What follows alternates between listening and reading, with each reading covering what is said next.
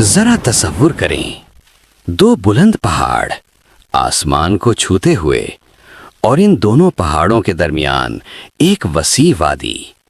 वो वादी जो आम वादी नहीं थी, हर तरफ हरियाली, दरख्तों की कतारें, फलों से झुकते हुए बाग। दाएं तरफ पहाड़ के दामन में एक लंबा सरसब्ज बाग, बाएं तरफ पहाड़ के किनारे दूसरा बाग। यूं लगता था जैसे दोनों पहाड़ सब्ज चादर ओढ़े खड़े हों और इन बागों के बीच एक खूबसूरत शहर आबाद था। ये था कौमे सबा का शहर। पहाड़ों से बारिश का पानी बहता, चमकता हुआ, शोर मचाता हुआ वादी में उतरता, मगर ये पानी ज़ाया नहीं होता था, क्योंकि इन पहाड़ों के दरमियान एक अजीमुशान बंद तामीर किया गया था। ऐसा मजबूत बंद कि सैलाब भी इसके सामने रुक जाता। ये था सद्दे मारिब। पानी इस बंद के पीछे जमा होता, एक वसी झील बन जाती, फिर इसी पानी से नहरें निकलती थीं, जो शहर, खेत, बाग सबको सैराब कर देती थीं। बागों की हालत ये थी, दरख्त फलों से भरे हुए, शाखें झुकी हुईं। रिवायत है, अगर कोई औरत खाली टोकरी सर पर रखकर इन बागों से गुजरती तो दरख्तों से टूटकर गिरने वाले फल उसकी टोकरी खुद भर देते। इतनी फरावानी, इतनी नेमत। ये शहर सिर्फ सरसब्ज नहीं था, बल्कि पाकीज़ा भी था। हवा साफ, मौसम मोतदिल, न मच्छर, न मक्खी, न जहरीले जानवर। बाहर से आने वाला मुसाफिर भी यहाँ पहुंचकर सुकून महसूस करता।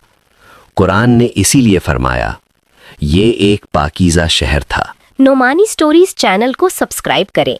यहाँ आपको मिलेंगी दिल हिला देने वाली, सोच बदल देने वाली और इबरत आमोज कहानियाँ जो इंसान को गफलत से जगा देती हैं और अंजाम याद दिला देती हैं। आज ही सब्सक्राइब करें, क्योंकि हर कहानी सिर्फ सुनाने के लिए नहीं बल्कि सबक देने के लिए होती है।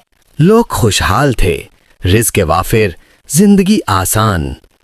लेकिन जब नेमत ज्यादा हो जाए तो इंसान अक्सर भूल जाता है, और यही भूल तारीख बदल देती है। और कौमे सबा भी एक ऐसी ही भूल करने वाले थी। इस खूबसूरत वादी में जहां नेमतें ही नेमतें थीं, लोग आराम से रहते थे, रिज़्क़ की फरावानी थी, जिंदगी आसान थी, और अल्लाह ताला ने उनसे सिर्फ एक बात चाही थी, शुक्र।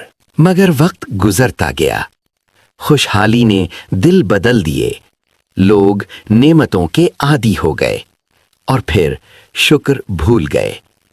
आहिस्ता आहिस्ता कौमे सबा में गुरूर पैदा हुआ। उन्होंने कहना शुरू किया, ये सब हमारी मेहनत है, और फिर अल्लाह को भुला दिया। इस कौम में बुत परस्ती फैल गई, पत्थरों के बुत तराशे गए, उनके सामने झुका जाने लगा।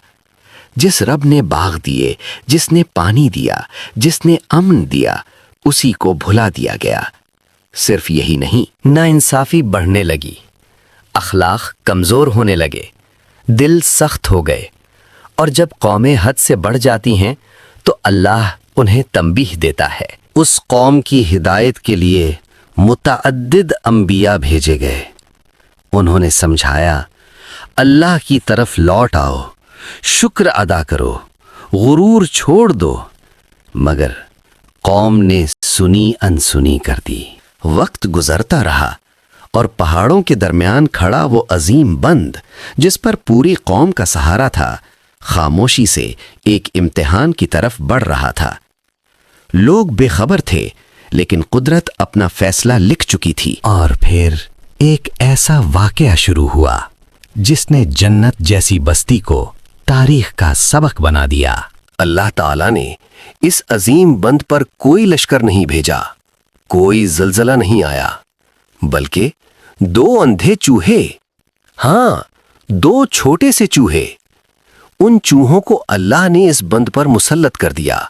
वो चूहे रातों रात बंद की बुनियादों में सुरंगें बनाने लगे, आहिस्ता आहिस्ता, खामोशी से। बाहर से बंद वैसा ही मजबूत नजर आता था, लेकिन अंदर से वो खोखला हो चुका था। कुछ दूर अंदेश लोग जब उन्होंने चूहों को देखा तो समझ गए, ये मामूली बात नहीं। उन्होंने कहा, यहां कुछ होने वाला है। चुनाचे कुछ खानदान आहिस्ता आहिस्ता अपना सामान बांधकर उस वादी से निकल गए। फिर वो दिन आया, बादल गरजे, पहाड़ों पर जोरदार बारिश हुई, पानी पहाड़ों से उतरकर बंद की तरफ बढ़ा, और जब कमजोर बुनियाद पर पानी का दबाव पड़ा तो सद्दे मारिब टूट गया।